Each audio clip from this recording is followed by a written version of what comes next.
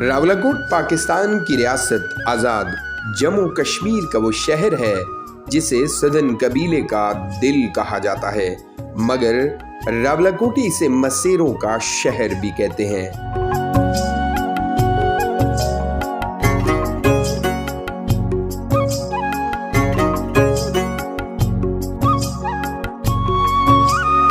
आप देख रहे हैं वॉइस ऑफ पाकिस्तान।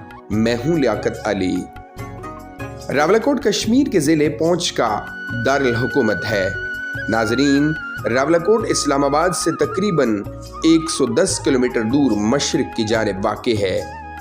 इस्लामाबाद रावलपिंडी से रावलाकोट पहुंचने के लिए कहोटा, आज़ाद पतन, कोहाला या गाजी मिल्लत रोड का इस्तेमाल किया जाता है। इस्लामाबाद से रावलाकोट का सफ़र 3 घंटे का है। रावलाकोट शहर चारों जानिब सरसब्ज शादाब पहाड़ों की वस्त में वाक़े है। रावलाकोट शहर का मौसम साल भर सर्द रहता है।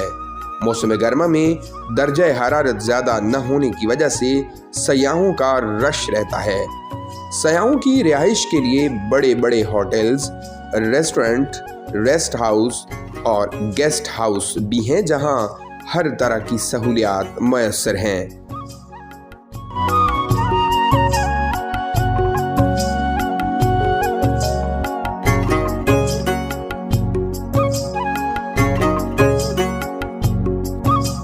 रावलाकोट सयाती हवाले से इंतहाई खूबसूरत है, मगर इससे 25 किलोमीटर दूर तोली पीर का मकाम इंतहाई खूबसूरत मकाम है, जो सतह समंदर से तकरीबन 7500 फीट की बुलंदी पर वाक़े है, जो अक्सर बादलों की लपेट में रहता है।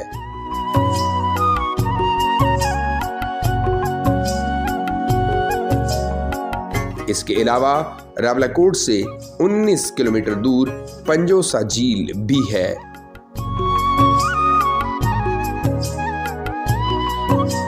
तालीम के हवाले से बात की जाए तो रावलाकोट में एक मेडिकल कॉलेज, एक यूनिवर्सिटी, इसके अलावा लड़के और लड़कियों के लिए अलग अलग कॉलेज और छोटे बड़े सरकारी और प्राइवेट स्कूल हैं।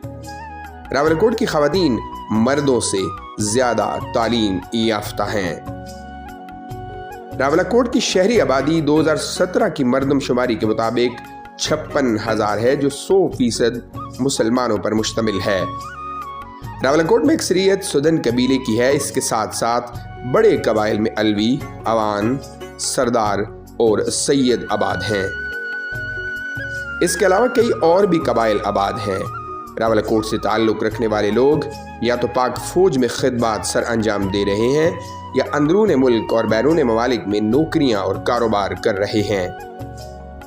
रावलाकोट के लोग हुस्न में खूबसूरत तरीन और इखलाक व किरदार में इंतहाई अच्छे लोग हैं।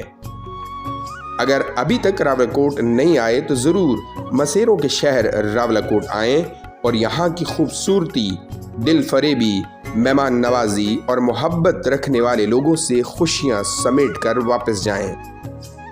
अगर आपको हमारी ये वीडियो पसंद आई है तो ज़रूर कमेंट बॉक्स में अपनी राय का इजहार करें। वीडियो को ज़्यादा से ज़्यादा शेयर करें ताकि हम अपने इलाके की खूबसूरती को दुनिया तक पहुँचाएं। बहुत शुक्रिया।